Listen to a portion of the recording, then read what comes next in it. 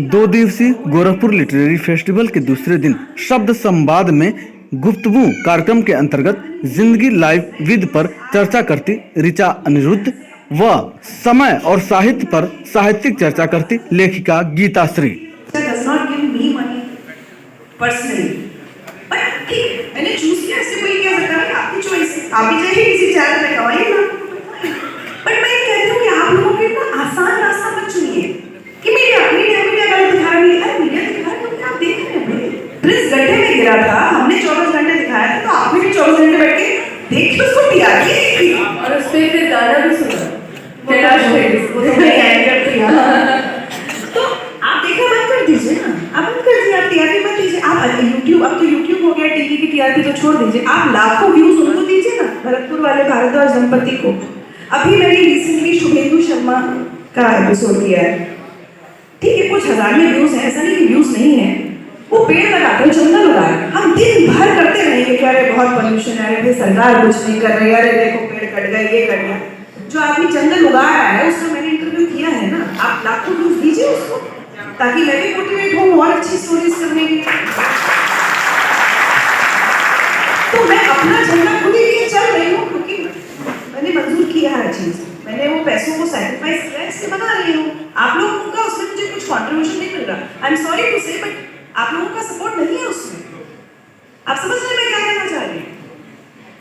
और अभी देखिए वो चैनल्स लाखों की कमाई करा देंगे आपको। आप उनके, आप सरकार को गाली दीजिए, आप विपक्ष को गाली दीजिए, आप किसी नेता को गाली दीजिए, देखिए क्या धड़ाधड़ व्यूज आते हैं और इनकम आती है। तो प्लीज थोड़ा सा अपने अंदर झांकिए, हम क्या देख रहे हैं, अपने बच्चों को क्या दिखा रहे हैं। ऐसी कहानियां हमारे बच्चों को क्यों नहीं पता है कि शांति जी हैं जिन्हें पद्मश्री मिल गया, जो लावारिस लाशों का अंतिम संस्कार कर रहे हैं पिछले 20 साल से, उस एपिसोड के व्यूज क्यों उतने नहीं है? तो थोड़ा आज सोचिएगा इस बारे में। चलिए आ जाते हैं लोग भी सोच रहे हैं रात खा लेकिन ये एक ऐसा होता है, लास्ट ईयर के जेलर में आईएनसी से एक स्पीकर आए थे, उन्होंने भी ये बात बोली थी कि हमें देखने वाले आप हैं, तय आप करते हैं। जी अभी कथक सीखती है, तो मुझे लगता है थोड़ा सा यंग पेरेंट्स जो हैं, जिनके बच्चे भी छोटे हैं, उनके ऊपर, क्योंकि हम देखिए पिछले 1 घंटे से लगातार कंटेंट पे बात कर रहे हैं, ठीक है। अब बहुत बड़े को, आप 22-23 साल के युवा को आप नहीं बदल पाएंगे, लेकिन वो जो एज है ना घूमने के बाद, जिस समय आप बच्चे को शेप कर सकते हो, उस समय अगर थोड़ा सा केयरफुल हो जाए। मेरे घर एक कपल आया हुआ था, तो वो बच्ची वीडियो कुछ गेम में खेल रही, फोन पे फादर उसको खिलाए जा रहे। मैंने कहा ऐसे क्यों खिला रहे हैं आप, ऐसे खाने का कोई फायदा नहीं, वो फोन नहीं देंगे तो खाएगी नहीं। तो मैंने कहा थोड़ा देर भूखा रहने दीजिए, इंसान बच्चा है, भूख लगेगी तो खाएगा ही खाएगा, लेकिन भूख लगने से पहले उसको खाना खिलाने की आदत हमने बच्चों की डाल दी है, और उसके लिए हाथ में फोन दे दिया है। ये थोड़ी चीजें, जरा सारा से बच्चे में पार्टीज में देखती हूँ 4 बोतल वोडका पे, और पेरेंट्स मजे से तालियां बजा रहे हैं, बच्चे डांस कर रहे हैं, 4 बोतल वोडका काम मेरा रोज का। किसी को एहसास नहीं है 4 बोतल वोडका काम मेरा रोज का मतलब क्या है? आप समझ रहे हैं? हमारे में से कितने बच्चे, आप अपने घर जाके पूछिएगा कितने बच्चों को पता है पंडित जसराज, पंडित भीमसेन जोशी के बारे में। लेकिन अब मैं कुछ आज के सिंगर्स के नाम नहीं लूंगी, वो हर बच्चे को पता है। तो who is to be blamed? आप में से कितने, हम साहित्य की बात कर रहे हैं, बहुत सिंपल बात पूछती हूँ, बेटा जल्दी फिनिश कर लो, बेटा जल्दी ईट करो। मैं तो लिफ्ट में ना आते आते पेरेंट्स की भाषा कई बार सुनती हूँ, कितनी खिचड़ी बोलने लगे। आप या तो पूरी इंग्लिश बोल लीजिए या पूरी हिंदी बोल लीजिए। बच्चे का हमने पूरा साहित्य, सांस्कृतिक परवरिश कितनी बर्बाद की हुई है। मैं 1-2 जगह तो मुझसे नहीं रहा गया, तो मैंने उस माँ से कहा, मैंने कहा मैम या तो पूरी हिंदी में बोल लीजिए उससे, ईट कर लो, ड्रिंक कर लो, बेटा क्विकली ड्रिंक कर लो। मैंने एक जगह एक माँ को सुना, इतने अजीब सेंटेंसेस। तो हम क्या, बच्चे को अच्छा साहित्य पढ़ने को भी बोलिए, उससे अच्छी भाषा बोलिए, आपकी जो भी मदर टंग है, बंगाली, मराठी, वो सिखाइए उसको, सिर्फ इंग्लिश बोलने की। बस हम रैट रेस में जो फंस गए ना, तो जो प्रकृति हमें इतनी देर जो कंटेंट डिस्कस करना पड़ा, वो शायद करना नहीं पड़ता। मैं कई बार बच्चों से पूछती हूँ, कितने बच्चों को बिस्मिल्लाह खां साहब पता होंगे? 6-7 के बच्चों से भी आप पूछ के दिखाइए, क्या बजाते हैं, तो आप भूल जाइए कि बच्चा बता दे।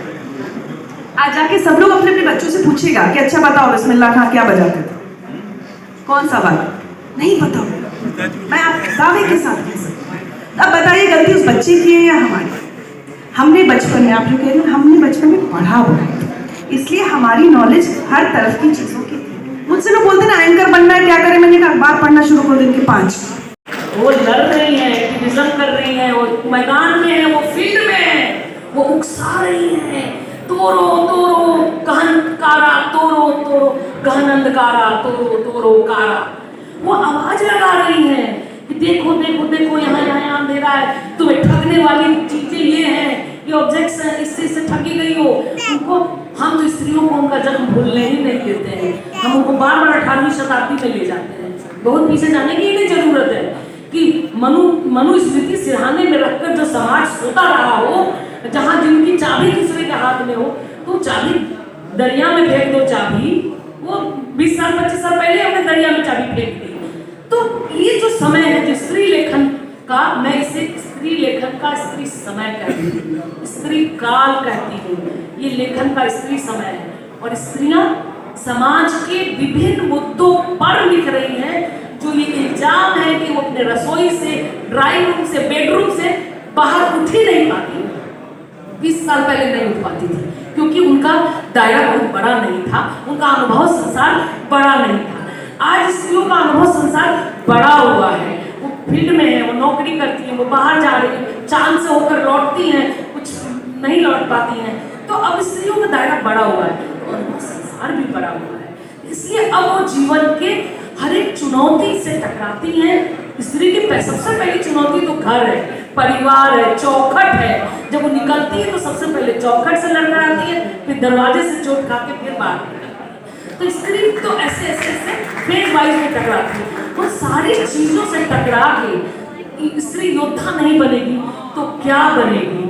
चोट से ही तो या पहलवान बनते हैं या योद्धा बनते हैं, वो चोटें ही हैं। और इस समय की चुनौतियां बहुत तरह की है, उन सब से टकरा के हमारा साहित्य, इसमें सारे पुरुष भी हैं, मैं स्त्रियां ही, स्त्रियों पे ज्यादा मेरी एजेंडा है, इसलिए स्त्रियों पे ज्यादा बात करती हूँ। लेकिन इस समय जो भी लेखन हो रहा है, कल मैंने दादा पीर पे बात की, कितने बड़े इश्यूज उसमें उठाए गए। तो इसलिए इस समय जितने उपन्यास आया, पिछले साल की किताबें उठा के देख लो, सब में आपको मौजूदा समय दिखाई देगा। नॉस्टैल्जिया में जाने के बावजूद आज का समय उसमें मौजूद है। ये अलग बात है कि इनका ट्रीटमेंट अलग है, मेरा ट्रीटमेंट अलग है।